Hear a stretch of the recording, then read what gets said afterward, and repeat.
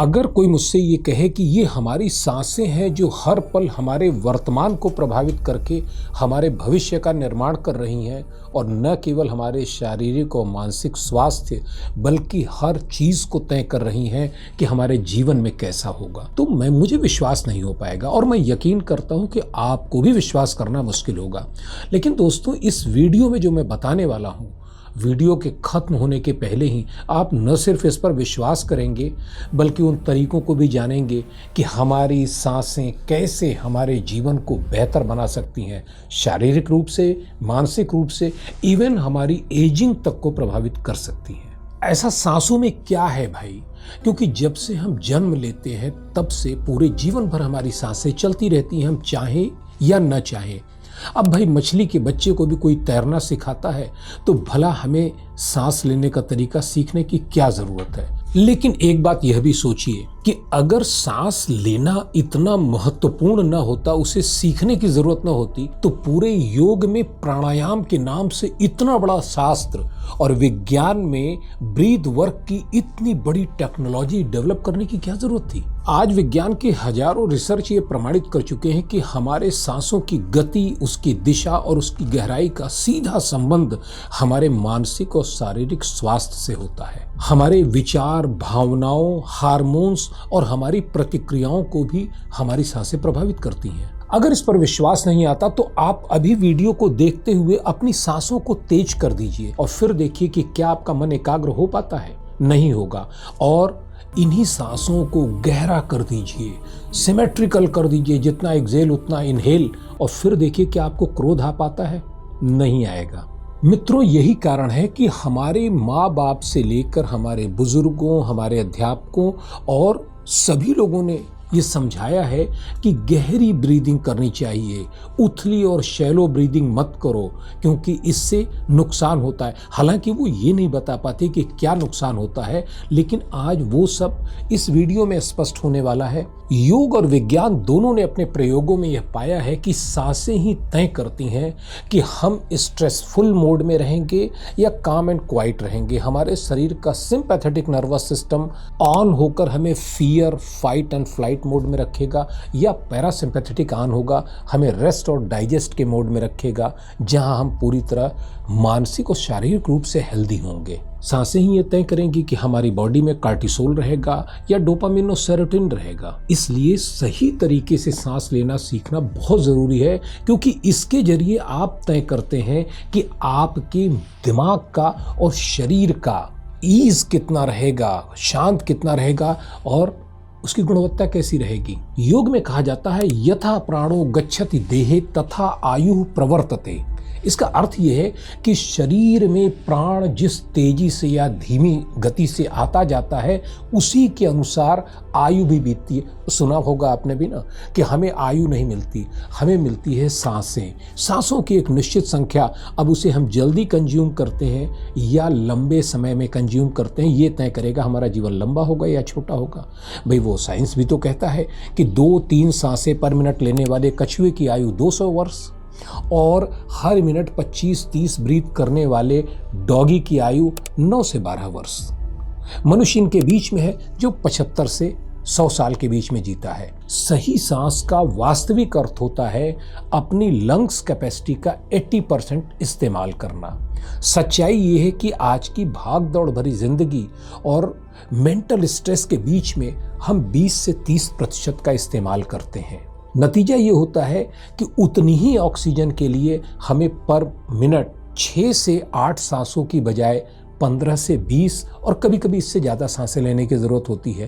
परिणाम ये होता है जितनी तेज सांसें होती हैं उतनी तेज़ी से हमारी बॉडी में कॉर्टिसोल रिलीज होता है, स्ट्रेस बढ़ता है। और इस सैलो ब्रीदिंग के 2 बहुत गहरे नुकसान होते हैं।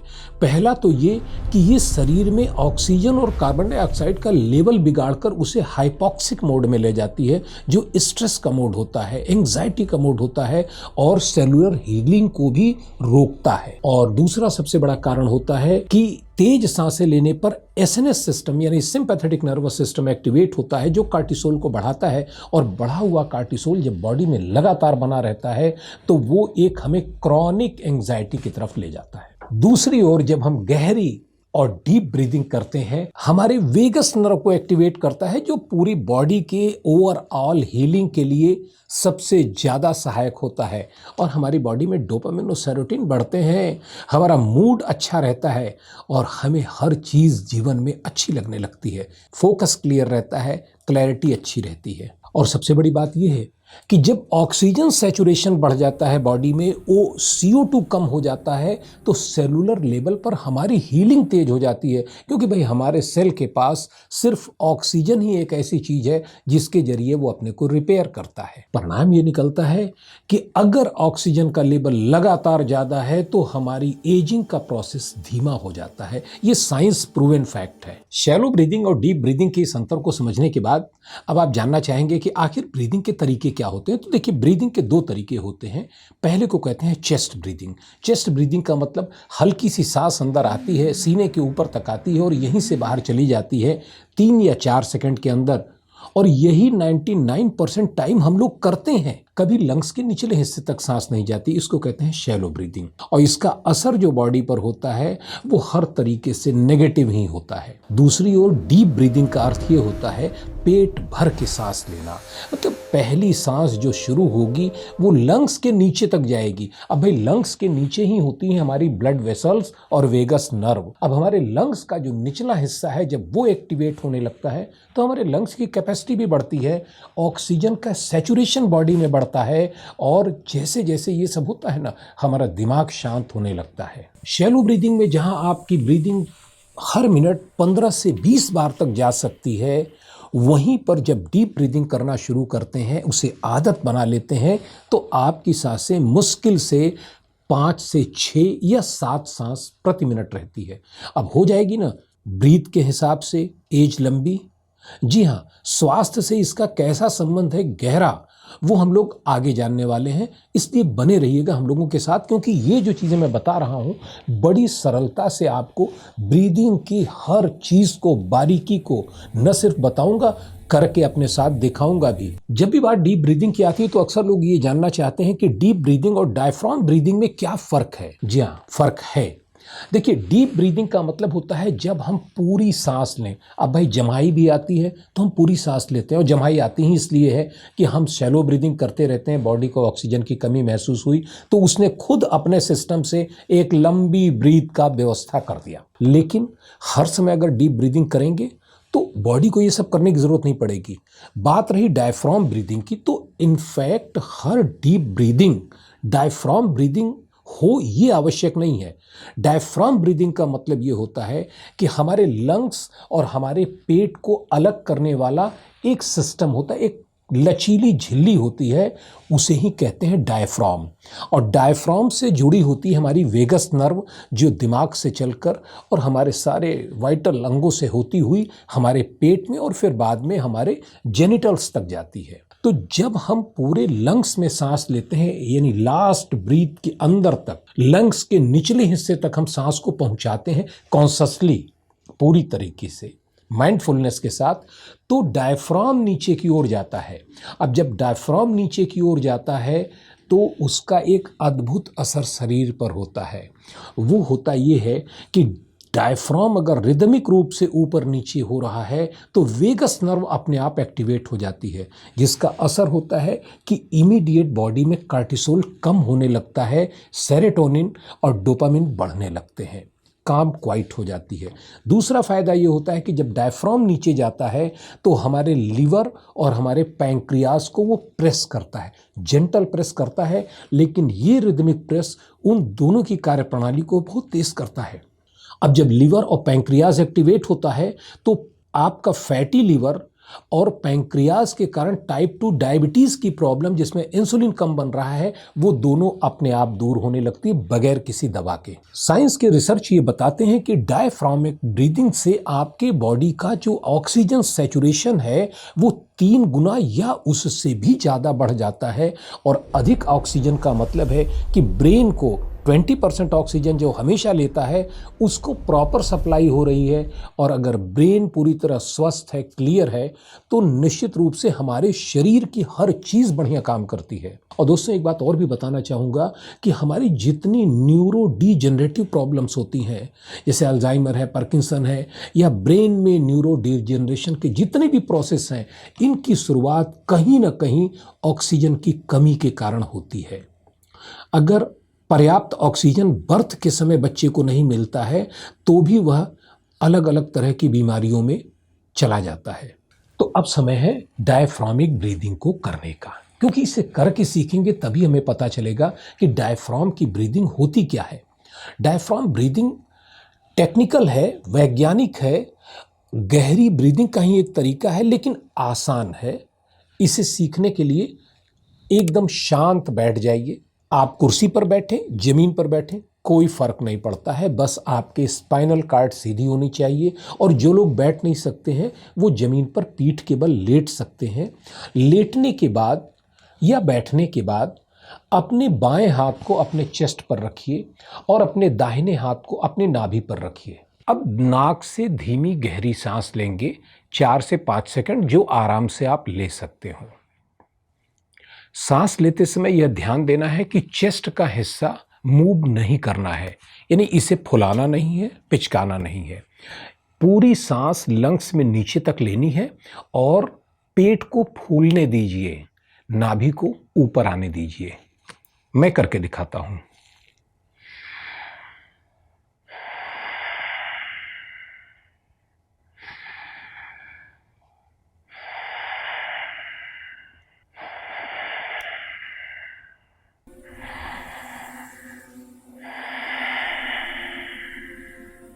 ये जो नाभि अंदर आपकी जा रही है, यह डायफ्राम को मूव करा रही है, उसका मूवमेंट हो रहा है। इसमें ध्यान सिर्फ इतना देना है कि सांस लेने की गति और सांस छोड़ने की गति एक जैसी होनी है और लगभग बराबर समय में होना है। अगर 4-5 सेकंड में सांस ले रहे हैं तो 4-5 सेकंड में छोड़ना है। डायफ्रामिक ब्रीदिंग करते समय आपको अनुभव कीजिए कि लंग्स में आपके पूरी तरह हवा भर गई है और पेट एकदम बैलून की तरह पूरा फूल गया है। जितनी हवा सैचुरेट कर सकते हैं उतनी कीजिए, घबराइए मत, इससे कोई नुकसान नहीं होने वाला है।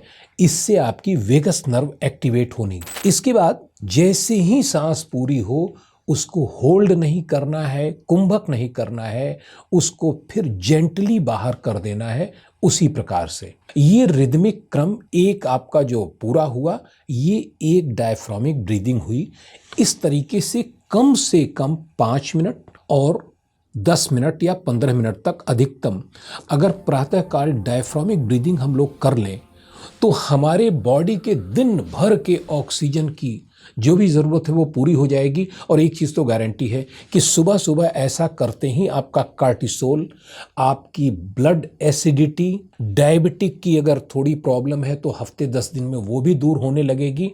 आप ज़्यादा काम एंड क्वाइट रहेंगे और दिन भर अपना काम बहुत ऊर्जा के साथ कर पाएंगे। लेकिन यहाँ एक अनुरोध है कि यदि किसी व्यक्ति को उच्च रक्तचाप, हार्ट की या अस्थमा की प्रॉब्लम है तो उनसे अनुरोध है कि कृपया डायफ्रामिक ब्रीदिंग के पहले अपने डॉक्टर से सलाह ले लें और अगर संभव हो तो किसी योग्य प्रशिक्षक की देखरेख में इसे शुरू करें, क्योंकि डायफ्रामिक ब्रीदिंग शक्तिशाली है और शरीर पर तत्काल असर करती है। यहाँ मैं डायफ्रामिक ब्रीदिंग का एक और गूढ़ रहस्य आपको बता देता हूँ। डायफ्रामिक ब्रीदिंग को काउंट करके नॉर्मली लेते हैं, लेकिन मेरा अपना अनुभव है कि अगर इसे अपनी हार्ट बीट के साथ को रिलेट कर दें, आपको सुनाई देगी। जब आंखें बंद कर लेंगे, आप ब्रीथ करेंगे, डीप ब्रीदिंग करेंगे तो आपको हार्ट की बीट सुनाई देगी। अपनी बीट के साथ इसको सिंक कर लें, 4 बीट, 6 बीट, जो भी आप तय करें उसमें लेना है और फिर उतनी ही बीट पर उसे बाहर करना है। नेचुरल तरीके से आपकी बॉडी में सारे हार्मोन का ऐसा बैलेंस शुरू हो जाएगा कि आप खुद चकित हो जाएंगे कि इतनी शांति और इतना बढ़िया तो कभी पहले महसूस नहीं होता था। दोस्तों, इसी डायफ्रामिक ब्रीदिंग को भी नेवल ब्रीदिंग भी कहते हैं, इसी को बेली ब्रीदिंग भी कहते हैं। सारे नाम इसी के हैं, लेकिन डायफ्राम ब्रीदिंग इसका साइंटिफिक नेम है। और ये आवश्यक इसलिए है कि आप कोई भी प्राणायाम करना चाहते हैं उसके पहले डायफ्राम ब्रीदिंग आपको सीखनी होगी, क्योंकि अगर डायफ्राम ब्रीदिंग नहीं आती, डीप ब्रीदिंग आपको नहीं पता है तो प्राणायाम का वो लाभ नहीं मिल पाएगा जो बताया गया है, और फिर आप कहेंगे साहब प्राणायाम असर नहीं करता है। डायफ्राम ब्रीदिंग जब हमारा बेस बन जाता है तो इसके बाद जो साइंटिफिक ब्रीदिंग है, जिसको हम क्लिनिकल ब्रीदिंग भी कह सकते हैं, वो दो प्रकार की होती है। Number 1 systematic breathing, number 2 dynamic breathing. Systematic breathing का अर्थ ये होता है कि जिसमें एक सिस्टम हो, यानी सांसों को लेना और सांसों को छोड़ना, इसमें एक अनुपात होता है, एक रेशियो होता है।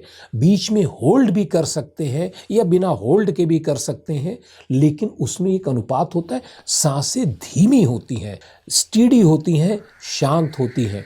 और इस प्रकार की ब्रीदिंग का जो सबसे ज़्यादा असर होता है वो मन पर होता है, भावनाओं पर होता है, हार्मोन्स पर होता है, और नए न्यूरल पाथवे बनाने में ज़्यादा उपयोगी होती हैं ये। इसके प्रकार अगर हम कहें तो डायफ्राम ब्रीदिंग सबसे अच्छा प्रकार है सिस्टेमैटिक ब्रीदिंग का। इसके बाद आप 4-7-8 ब्रीदिंग करते हैं, अनुलोम विलोम करते हैं, नाड़ी शोधन करते हैं। ये सभी सिस्टेमैटिक ब्रीदिंग के प्रकार हैं, जिसमें सांसों को लेना और छोड़ना ये दोनों एक निश्चित क्रम में और धीमा होता है। ब्रीदिंग का दूसरा तरीका है डायनेमिक ब्रीदिंग।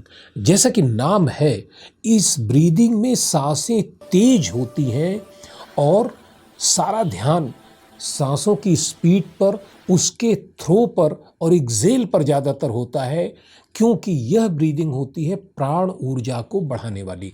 यानी इसका सीधा इम्पैक्ट होता है हमारे शरीर पर।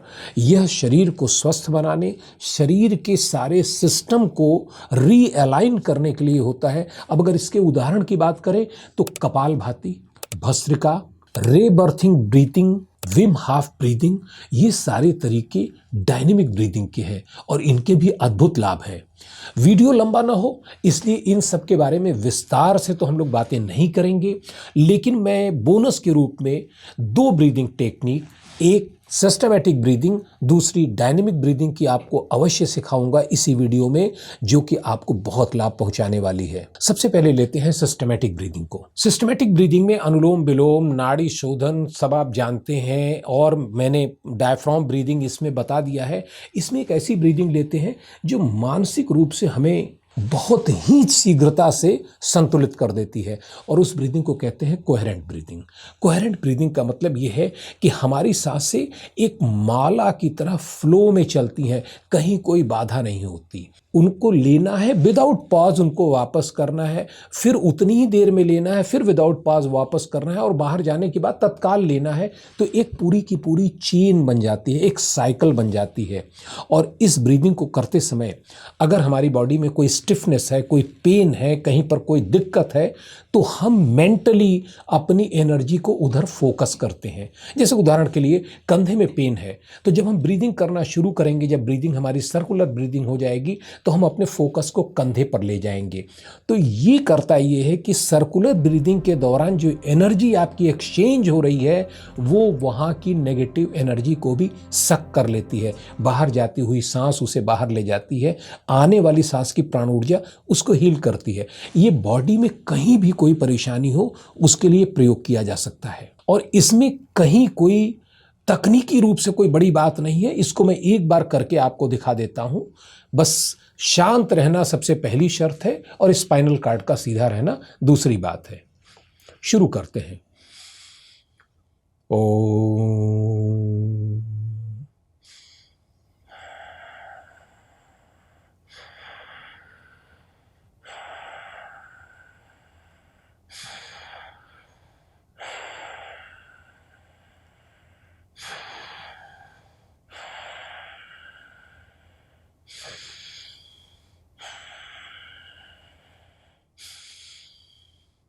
इसमें आप ध्यान देंगे कहीं कोई पॉज नहीं है, ना कोई होल्ड है, एकदम एक सर्कुलर वे में ब्रीदिंग हो रही है।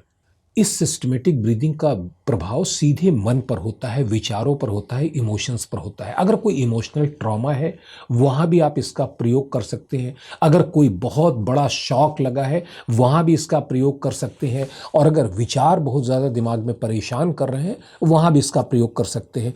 3 मिनट से लेकर 5 मिनट तक इसको करने का अर्थ है कि आपने अपने ब्रेन को रीसेट कर दिया है। ये रीसेट बटन हो गया। दूसरी ब्रीदिंग जो मैं डायनेमिक ब्रीदिंग बताऊंगा वो ब्रीदिंग है भस्त्रिका का एक प्रकार। भस्त्रिका बहुत से लोग करते हैं और उसमें बताया जाता है कि आपको हाथों को ऊपर करना है, फिर ब्रीद लेना है और नीचे करते हुए उसको करना है। ये ज़्यादा से ज़्यादा आप 1 मिनट में इसको कर पाएंगे 20 to 30 टाइम। लेकिन भस्त्रिका का एक तरीका मैं आपको बता सकता हूं जो आप प्रति मिनट 60 to 120 टाइम्स कर सकते हैं और ऑक्सीजन लेवल को जिस प्रकार से ये बॉडी में बढ़ाती है उसका तो कोई मुकाबला ही नहीं है। भस्त्रिका कहते हैं एक चमड़े का बैग होता है और पुराने ज़माने में लोहार जो होते थे, मतलब जो गोल्ड स्मिथ होते थे, वो उसका प्रयोग करते थे आग को तेज करने के लिए। बहुत से लोगों को ये नहीं पता होगा, उसको भाथी कहते थे या भस्त्रिका कहते थे। उसको जब दबाया जाता था तो हवा निकलती थी और जब खींचा जाता था तो हवा उसमें स्टोर होती थी। ये काम बहुत तेज़ी से किया जाता था। जितना टेम्परेचर बढ़ाना है उतनी तेज़ी से भस्त्रिका को चलाया जाता था। वहीं से ये नाम आया है। अब इसको तेज करने का तरीका वो मैं आपको बताता हूँ। भस्त्रिका को सही ढंग से करने के लिए और तेज करने के लिए कपड़े ढीले पहनिएगा, क्योंकि अगर कपड़े टाइट होंगे तो परेशानी हो सकती है। अपने हाथों को इस प्रकार से सीने के सामने रखिए, इस प्रकार से, और सामने रखने के बाद हाथों को पूरा ऊपर, कोहनियों को पूरा ऊपर उठाइए। उठाते समय श्वास लेना है।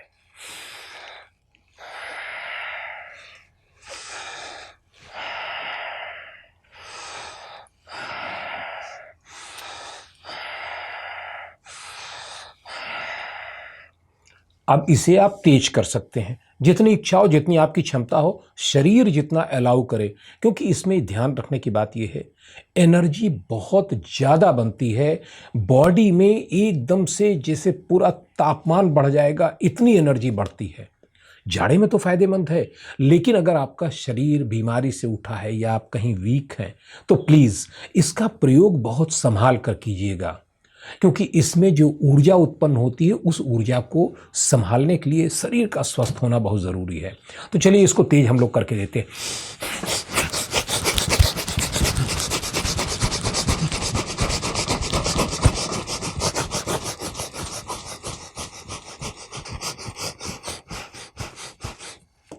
अब आप देखेंगे 1 मिनट में 120 बार आपके लंग्स पूरे भर रहे हैं, पूरे खाली हो रहे हैं। ये वैसे ही असर करता है जैसे किसी बैलून को बार बार फुलाइए, पिचकाइए तो उसकी इलास्टिसिटी बढ़ जाती है।